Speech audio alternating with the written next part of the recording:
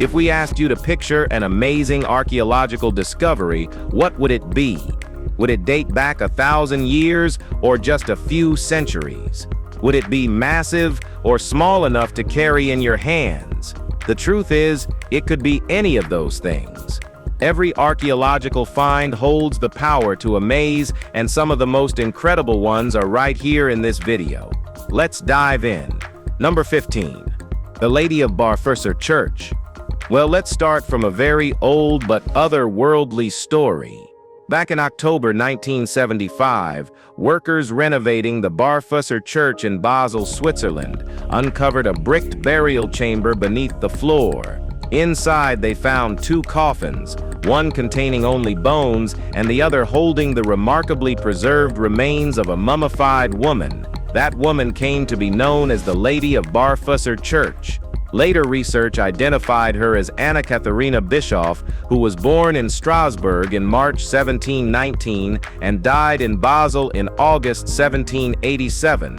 Her prominent burial location was likely due to her husband, Pastor Lucas Gernler, who had served the church for many years. Then, in 2015, further testing revealed something no one expected. Anna was a distant ancestor of Boris Johnson, the former UK Prime Minister. While the connection surprised many, it doesn't change her own quiet legacy. Her mummified remains now serve as a rare biological window into 18th century life. Whatever Anna might have thought of her modern descendant remains anyone's guess, but her story continues to intrigue historians and hippies alike. Number 14. The Sigtuna box. The Sigtuna box takes its name from the Swedish town where it was found in 1911. This box, which of course does not look like a box, is made from copper and carries an 11th century runic inscription engraved directly onto its surface. It's a rare piece of physical proof that Baltic Sea trade networks were active during the Viking Age. But what's truly captivated historians is the poem carved into its side. Written in a traditional Norse skaldic meter once used to honor rulers, the poem depicts a cuckoo pursuing a thief and eating him. It's an odd image, possibly symbolic, but whatever its intended meaning was, it's long been lost to time. The box likely belonged to a merchant, used to carry scales for weighing silver and gold on the move. Another crude inscription reads, "Vermunder colored these runes," though there's no confirmation that Vermunder was the original owner. Both inscriptions point to a mix of personal expression and practical use, giving the artifact both artistic and commercial significance in early medieval Scandinavia. Number 13. The Four-Goat Square Zune. Despite its odd-sounding name, the Four-Goat Square Zune is a rare Chinese ritual vessel over 3,000 years old and dating to the late Shang dynasty. It's a type of zune, a ceremonial wine container adorned with four intricately sculpted goats, their curled horns forming a symmetrical design. This unique artifact was first uncovered in April 1938 by two brothers digging for sweet potatoes in the mountains of Hunan province near Hangai town. Measuring as the largest square-shaped zune of its time, it also features four dragon motifs, entangled in low relief around the body. After being hidden during World War II to protect it from damage, the vessel vanished for years before resurfacing in 1952. It was then transferred to the National Museum of Chinese History and later moved to the National Museum of China, where it remains today. Its blend of animal symbolism, artistic detail, and ritual function offers a striking glimpse into Shang-era craftsmanship and cosmology. It's an irreplaceable piece of early Chinese ceremonial culture. Number 12. Ancient Palace in Xinmi.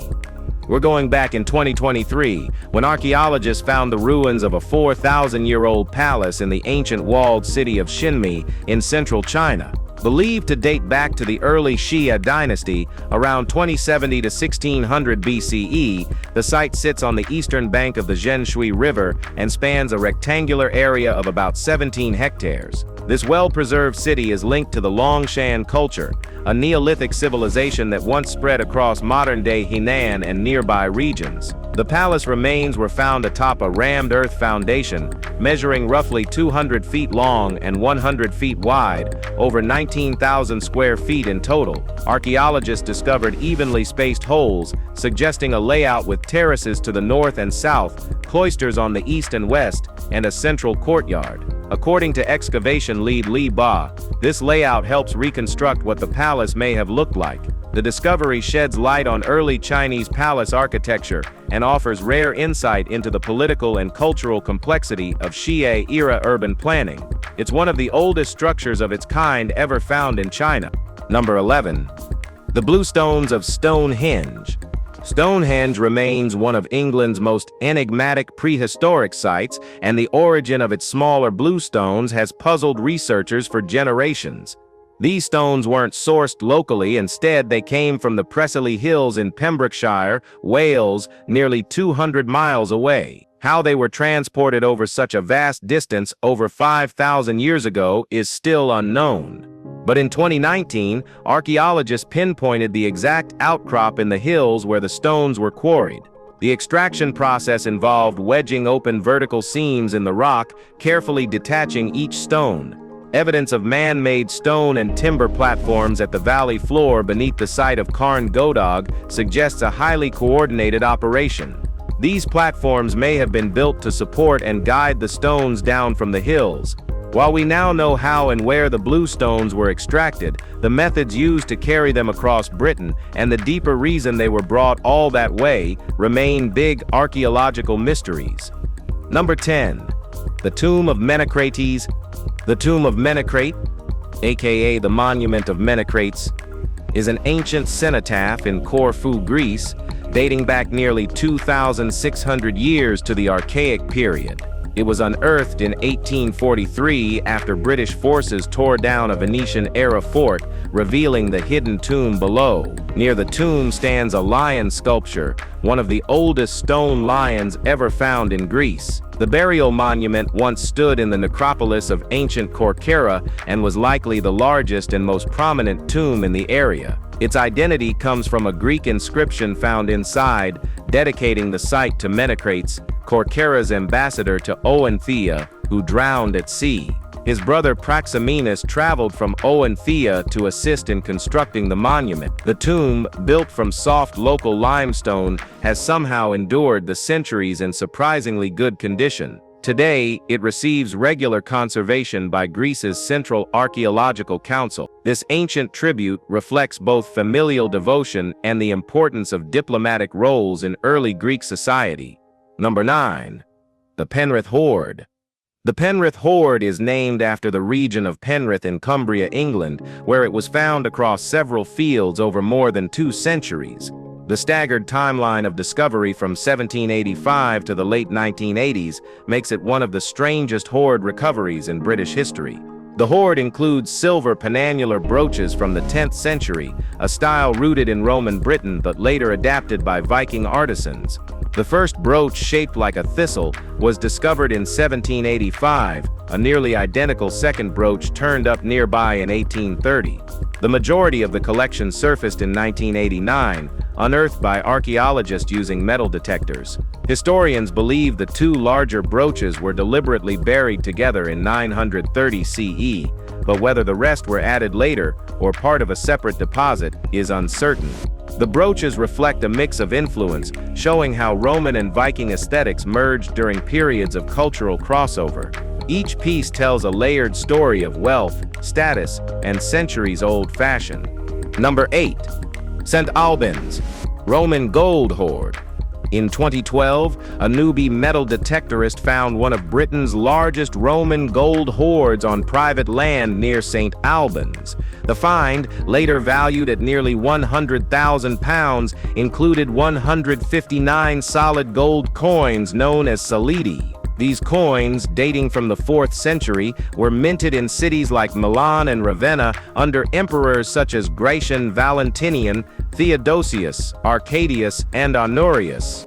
Solidi weren't everyday currency, they were used for major transactions, often by elites or for military payments. Scattered over a wide area, the coins may have been buried for protection or as a ritual deposit. They represent the twilight of Roman rule in Britain, years of political upheaval and shifting control, funding from the Heritage Lottery Fund, St. Albans Museums and Galleries Trust, and an anonymous donor enabled the hoard's acquisition. It now resides at the Verulamium Museum. Although the collection has been unimaginatively dubbed the St. Albans Hoard, its historical value lies in the insight it gives into Roman Britain's last economic chapters. Number 7. The Hoxne Estate Pewter Hoard. We're staying in the UK for another remarkable Roman hoard, uncovered on the Hoxne estate in Suffolk, England. It was found by Martin White during a metal detecting rally and consisted of a collection of pewter plates, serving dishes, bowls, and a single cup, dated to roughly 2,000 years ago. The artifacts were stacked in a pit with surprising care, suggesting they were placed either as a ritual deposit or for safekeeping. The larger dishes were likely used for shared meals, while the 8-sided bowls may have had Christian symbolism. Similar hoards have been unearthed in southern Britain, including nearby Roman sites like Icklingham and Hochwold. Although the find didn't meet the official criteria for treasure under the 1996 Treasure Act, the collection was donated by the 12th Duke of Grafton, Henry Oliver Charles Fitzroy, to the West Stow Anglo-Saxon Village and Museum. Visitors could view the artifacts there until January 2024, adding another rare glimpse into daily Roman life in West Suffolk. Number 6. Tomb of the Reliefs. In Cerveteri, Italy, the Tomb of the Reliefs offers a unique glimpse into Etruscan burial customs dating back 2,400 years. Discovered in 1847, the tomb stands out from nearly every other Etruscan burial site, which typically features painted frescoes. Instead, this tomb is adorned with vivid stucco reliefs that depict weapons, tools, and domestic items. It belonged to the Matuna family, as confirmed by partially translated inscriptions in the still mysterious Etruscan script. The tomb features 32 burial spaces carved at its base and an additional 12 oblong niches added later, indicating either a very large family or multi-generational use. Artifacts like an ivory folding stool and ceremonial axes suggest the Matunas held positions of authority, possibly magistrates. But the presence of armor and shields also points to military roles. It's likely they were both public officials and warriors. Unlike many tombs from this period, the Tomb of the Reliefs gives us an intimate material look at Etruscan life, status, and beliefs. Number 5. The Sampul Tapestry. While the Bayeux Tapestry is widely known, the Sampul Tapestry is a lesser-known but equally puzzling textile uncovered in 1984 at the ancient settlement of Sampul in Lop County, Xinjiang, China. At the time of its discovery, it had been repurposed into a pair of men's trousers, an odd fate for a once grand wall hanging. What makes the tapestry remarkable is its blend of Hellenistic imagery, such as a Greek centaur and diadem, suggesting possible origins in the Greco-Bactrian kingdom. Yet, the human figure depicted may represent a soldier from the Yuezhi culture, active during the 1st century CE. This fusion of Greek and Chinese elements has puzzled scholars ever since. While the figure's attire is clearly non-European, his blue eyes and Caucasoid features contradict typical Eastern depictions. The tapestry's date remains uncertain, estimated anywhere between the 3rd century BCE and 4th century CE. Its existence hints at ancient cross-cultural interactions that were far more complex than once imagined. Number 4. King's Grave of Kivik. Known as the King's Grave, Kivik's Graven is one of Scandinavia's most impressive burial sites from the Nordic Bronze Age. Located in Scania, the grave measures around 250 feet across and dates back 3,400 years. Though its name suggests royalty, there's no definitive proof it belonged to a king. What's confirmed is that it was constructed for a double burial. The grave stands apart from others of its era, largely due to its size and the elaborate petroglyphs carved into its stone slabs. These engravings depict chariots, animals, people, birds, and boats, each etched with symbolic intent. The first official excavation was conducted by Gustav Hallström in 1931 and continued for 2 years. During that dig, Hallström also uncovered evidence of an earlier Stone Age settlement beneath the tomb. Unfortunately, his work also confirmed that grave robbers had looted the site long before archaeologists arrived. While the identity of those buried within remains unknown, the site still speaks volumes about Bronze Age rituals and artistic expression. Number 3. The Hove Amber Cup. Found in 1856 in Hove, East Sussex, the Hove Amber Cup is a rare Bronze Age artifact dating to around 1250 BCE.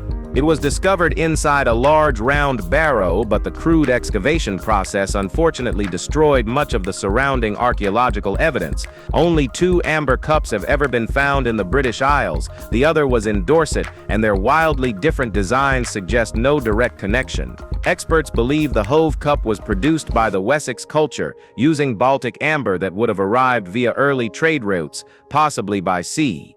The cup was buried alongside its owner inside a coffin carved from a single tree trunk. Other grave goods included a bronze dagger in the Camerton style, a battle axe, and a whetstone. These items reflect the individual's status and the cultural exchange networks active during the British Bronze Age. Though likely made in Britain, the amber's foreign origin hints at wide-reaching connections between Britain and the Baltic centuries before Roman influence. Number 2. Celtic Coin Mold Matrix. A significant insight into ancient Celtic coin production came from a bronze mold matrix found in the Rus region of northeastern Bulgaria.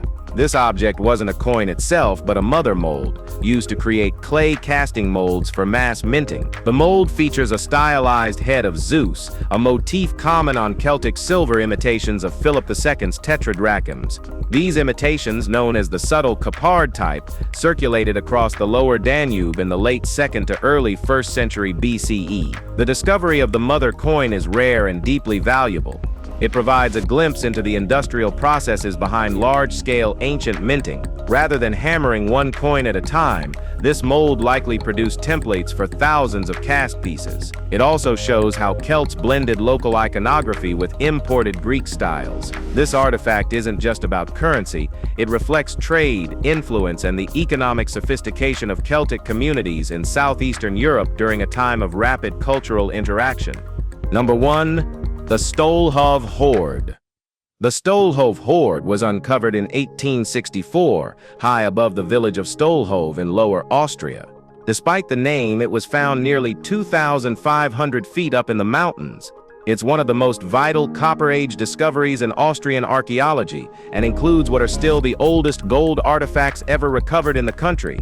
Dating back roughly 6,000 years, the hoard consists of 9 spiral rolls, 6 double spiral pendants, 2 flat axes, 2 spiral bracelets, 2 gold discs, and a single decorative gold sheet shaped like a bear tooth. The gold discs are especially noteworthy. Pierced in the center and decorated with repoussé designs, they were likely sewn onto clothing. Their craftsmanship speaks to a culture with both technical skill and a sense of aesthetics. Though scholars have noted similarities between these objects and finds in Poland, no formal link has been proven. Still, it offers a rare look into early European metallurgy, long-distance connections, and elite status symbols in prehistoric alpine communities. If you've enjoyed this video, please like and subscribe. Thanks for watching, and we'll see you